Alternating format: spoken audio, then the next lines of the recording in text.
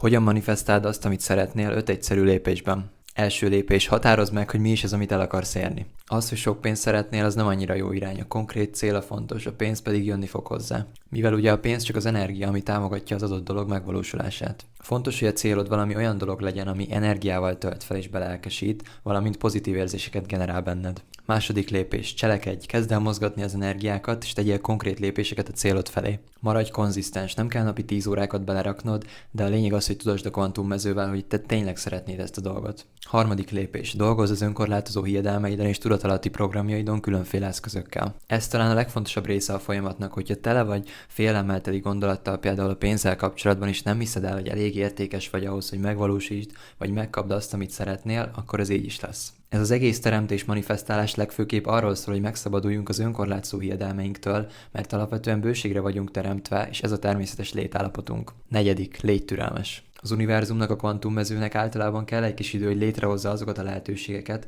amik hozzásegítenek ahhoz, hogy megvalósítsd az álmaidat. Az a tapasztalatom, hogy bármi, amit szeretnék, megvalósul, hogyha türelmes vagyok és adok neki pár hónapot. Ötödik lépés, légy hálás azért, amit van. Hogyha hiány helyett a bőség állapotában vagy, akkor sokkal egyszerűbben fognak megvalósulni az álmaid. Hogyha pedig szeretnéd jobban megérteni saját rejtett érzelmi működésedet, és ezáltal sokkal jobban érezni magadat a mindennapokban, akkor nézd meg a weboldalamon az érzelmi felfedezőt,